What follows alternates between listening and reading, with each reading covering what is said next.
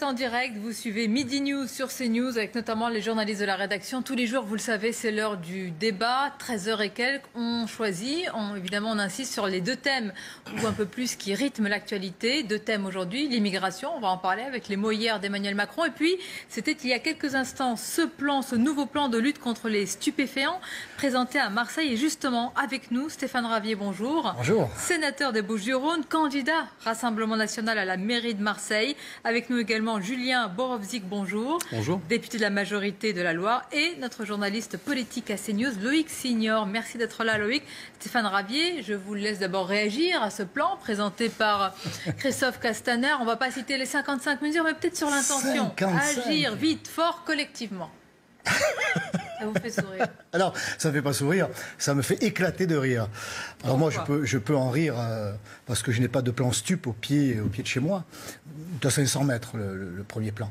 Mais je me pose une question, jusqu'à quand on va se foutre de nous comme ça à Marseille? Parce que j'ai lu parmi ces mesures qu'il y avait une plateforme d'appel mise à la disposition des habitants pour signaler à la police les points de vente. La police les connaît tous. Moi, j'ai participé à une vacation de la police tant le jour que la nuit. Nous sommes entrés dans toutes les cités, des 13e et 14e arrondissements. Et on dit, vous voyez, monsieur le sénateur, lui là-bas, c'est le vendeur. Lui là-bas, c'est le grossiste. Elle là-bas, c'est la nourrice. Il y avait un point de vente là, il s'est déplacé, il est allé là-bas. Lui, il a été incarcéré tant de mois. Ils les connaissent par cœur. Donc c'est pas de savoir où se trouvent les plans stup, c'est de savoir si l'on va donner les moyens à la police, eh bien d'arrêter. Qu'en pensez-vous? Est-ce que tout est de la poudre aux yeux, toutes ces mesures, toutes ces annonces? Poudre, oui, ben, c'est pas un plan, c'est rent-en-plan, quoi. C'est rent-en-plan.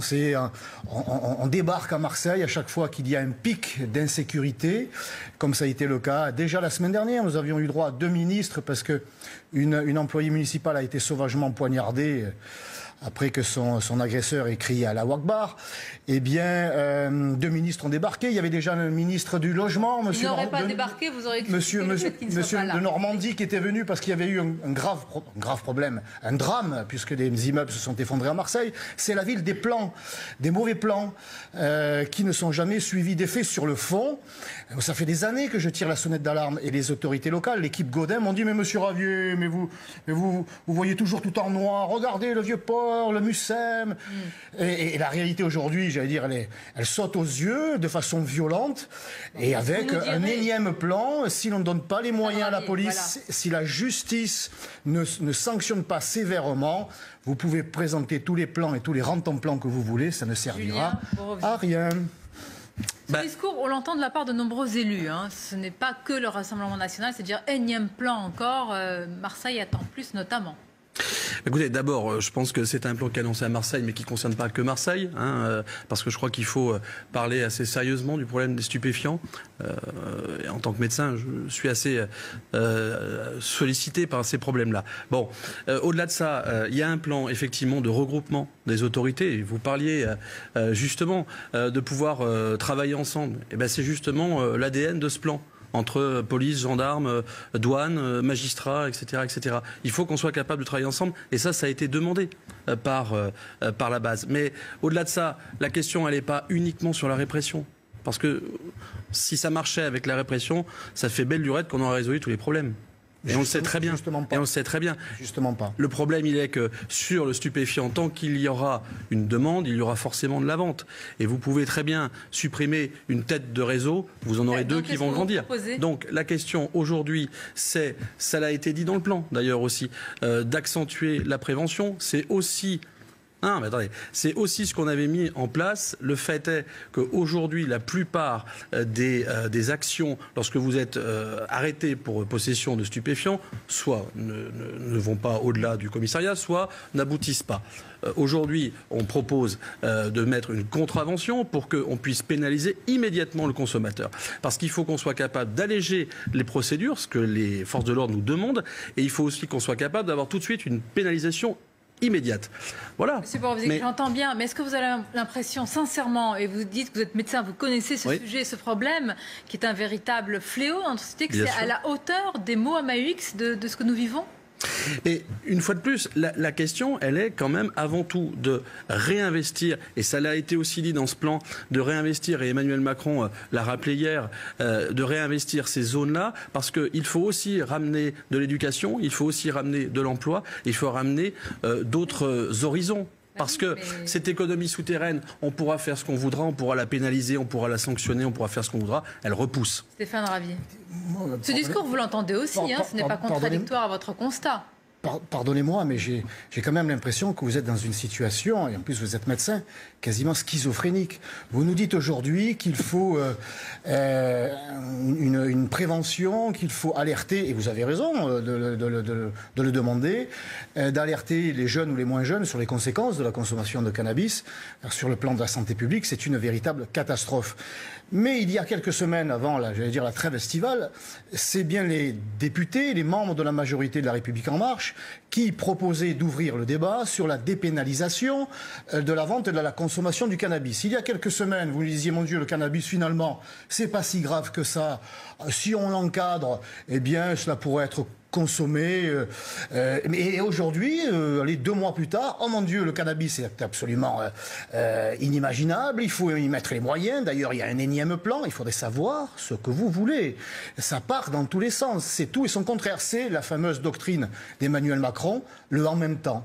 On est toujours dans le en même temps et on ne sait plus du coup où l'on va. Et encore, vous parliez d'économie souterraine. La réalité, à Marseille en tout cas, ce n'est plus une économie souterraine, c'est une économie tout court. Aux yeux de tous, et les habitants sont les premières victimes de cela. Évidemment, on en a entendu depuis ce matin sur CNews. Des cités entières sont mises en... Mais pardonnez-moi, monsieur Hervier, vous êtes un élu aussi de terrain. Oui. Est-ce que ce n'est pas aussi une responsabilité collective? Je ne vous pointe pas en particulier, mais tous les élus. Pourquoi ces quartiers en particulier, les quartiers nord, mais pas seulement, sont des quartiers hors de la République aujourd'hui? Mais parce que cela a arrangé tout le monde. Oui, mais les élus que vous êtes... Moi, ça fait des années que je le dénonce. Ça fait des années que je le dénonce et je passe pour le vilain petit canard, celui qui noircit le tableau marseillais. Encore une fois, on me demande de regarder les réalisations culturelles. Moi, je veux bien, mais il n'y a pas que le front de mer à Marseille. Il y a la réalité derrière. Pourquoi on ne m'a jamais écouté? Parce que cela a arrangé tout le monde.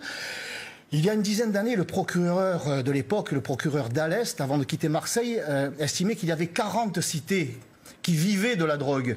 Parce que grâce, entre guillemets, à la drogue, eh bien, les loyers sont payés. Les réfrigérateurs sont remplis. C'est une économie tout court. Et cela permet de dire à la municipalité, à l'équipe Gaudin, Mme Vassal, à Bruno Gilles, qu'à Marseille, tout va bien. Qu'à Marseille, il n'y a pas d'émeute. Qu'à Marseille, il n'y a pas d'affrontement. Que c'est le vivre ensemble. En réalité, cette économie tient la ville. Elle la tient en même temps qu'elle est en train de la saper. Stéphane Ravier, juste un point analyse, si je puis dire, Loïc Signor, parce qu'on va parler dans quelques instants des mots d'Emmanuel Macron sur l'immigration. Il y a eu présentation de ce plan avec une volonté, en tous les cas affichée, de fermeté de la part du ministre de l'Intérieur. Il faut y voir aussi une sorte d'inflexion, de message envoyé, en tous les cas, dans l'intention de la part de cet exécutif. C'est ce qu'a commencé à faire le président de la République hier devant la majorité, devant le gouvernement, en développant quatre ambitions, l'écologie, les retraites, mais aussi le régalien. Et c'est sur cette partie qu'il a le plus développé. Ça fait aussi partie, il a dit, il faut renouveler la sécurité du quotidien. Il parlait sans doute aussi de ces quartiers. Ce que fait aujourd'hui Christophe Castaner, c'est une petite mise en action de ce qu'a dit dans sa grande orientation le chef de l'État hier. Effectivement, on ne va pas régler le problème du trafic de cannabis en un plan, en un énième plan. En revanche, on a un secrétaire d'État auprès du ministre de l'Intérieur qui s'appelle Laurent Nunez, qui connaît très bien Marseille, et on sait qu'Emmanuel Macron l'a dit et répété, il y a une espèce de spoil system qui se fait en coulisses, il va vouloir des résultats. Le chef de l'État, ce qu'il met en place à travers ce plan, c'est aussi une mise sous pression des services de police, et il espère avoir, à Marseille bien évidemment, mais partout sur le territoire, des résultats. On ne va pas mettre à mal l'ensemble du trafic de cannabis par ce plan, mais en revanche, le chef de l'État va vouloir mettre en action et prouver qu'il peut y avoir des résultats. Reste à savoir si ces mesures seront efficaces ou non à court et à moyen terme. Il y a en revanche, je pense, une absence dans ce qui est présenté aujourd'hui par Christophe Castaner. C'était une des seules mesures sur le trafic de drogue dans la campagne d'Emmanuel Macron. C'est cette mesure d'éloignement, d'assignement à résidence. Il voulait sortir les dealers des quartiers. Ça ne fait pas partie de ce plan. C'est une promesse abandonnée, oubliée. On se pose la question. C'est une très bonne remarque. Ça fait partie des 55 propositions. Ça fait partie, pardon, je ne l'ai pas vu. Okay. Ça fait partie des 55 propositions. Vous le confirmez? Bah oui. Je vous le confirme, officiellement, ça fait partie... Comment ça va être mis en œuvre ? Alors, ça fait partie des propositions qui ne sont aujourd'hui pas complètement détaillées, puisque justement, c'est l'office qui sera mis en place à partir du 1er janvier 2020. Mais vous avez raison aussi de rappeler que, et ça fait partie aussi de l'esprit des 55 propositions, il y aura des objectifs demandés, avec vraiment une nécessité de résultats. Il y a les objectifs, il y a les résultats que l'on attend, et il y a les mots utilisés hier. Est-ce que vous faites partie, Julien Borowczyk, d'un député, d'une majorité ou d'un parti bourgeois qui ne regarde pas les réalités, qui est déconnecté des classes populaires, qui, elles, en partie, sont angoissées par le problème de l'immigration ? Vous vous êtes senti visé hier par le président de la République ? Non, pas du tout. Mais je sais vous, pas. Peut-être pas les autres, je sais pas s'il y avait une velléité de viser qui que ce soit. Quand on parle d'un parti bourgeois, je crois que c'est assez clair. Hein. Je pense que le président de la République ne souhaitait pas que nous puissions à un moment donné envisager de l'être. Et d'être interprété comme tel. C'est plutôt ça l'idée. Et qu'il fallait donc à un moment donné, je pense que c'était une réorientation de cap et une reprise de cap très précise, se dire voilà, il y a des gens, mais on est en train d'en parler avec le sujet des stupéfiants, il y a des gens qui souffrent au jour le jour dans leur quartier pour des problématiques évidemment de trafic de drogue, mais également de difficultés d'accès à l'emploi, à l'intégration, etc., etc. Donc oui, bien sûr, ce problème, on ne peut pas fermer les yeux. Est-ce que vous êtes en train, et on va vous la poser directement, de faire non pas la courte échelle au Rassemblement national, mais de tenter de le déborder sur un sujet sur lequel il a posé le diagnostic. On peut ne pas être d'accord avec les solutions, mais dont il a posé le diagnostic il y a déjà quelques temps. Écoutez, la grosse différence, c'est que là où on pourrait envisager un recroquevillement, une dispersion ou je ne sais quoi d'autre avec le Rassemblement national, nous sommes dans l'ouverture et dans la volonté, et le président l'a dit, de toujours être accroché au droit d'asile. Le président de la République l'a rappelé. Donc là-dessus, on est très clair. Maintenant, et il l'a dit aussi, est-ce que c'est rendre service à quelqu'un que de le faire partir de chez lui, alors même qu'on a des accords internationaux avec certains pays pour qu'on puisse travailler ensemble à leur développement, en particulier sur l'Afrique de l'Ouest. Voilà, est-ce que c'est vraiment un sujet ? Je pense que oui, mais il y a une volonté de séparer et de mettre en avant évidemment le droit d'asile et de le conserver. Nous, on est pour l'ouverture. Voilà, on ne se recroqueville pas. Décidément, on vous fait beaucoup sourire depuis tout à l'heure. Oui, mais non, mais pas mal. J'entends la conclusion. Nous sommes pour l'ouverture. En réalité, la République en marche et son leader, son chef, Emmanuel Macron, restent des immigrationnistes. Qui peut croire qu'Emmanuel Macron va changer de cap ? A-t-il fermé les ports aux bateaux, au trafic d'êtres humains incarné par l'Aquarius ? Bien sûr que non. Est-ce qu'il a annoncé qu'il réduirait le nombre de l'immigration qui s'élève au moins à 300 000 étrangers, 300 000 entrées dans notre pays par an? Bien sûr que non. On entend parler du droit d'asile, mais il n'y a pas que le droit d'asile. Et même au sein du droit d'asile, on sait désormais que la France accueille les étrangers qui seraient menacés chez eux pour leur orientation sexuelle. On sait que le droit d'asile est devenu une filière de l'immigration clandestine extrêmement importante, comme celle des soi-disant étudiants qui passent 20, 30, 40 ans à étudier chez nous. Est-ce qu'il va s'attaquer à ça? Pas du tout.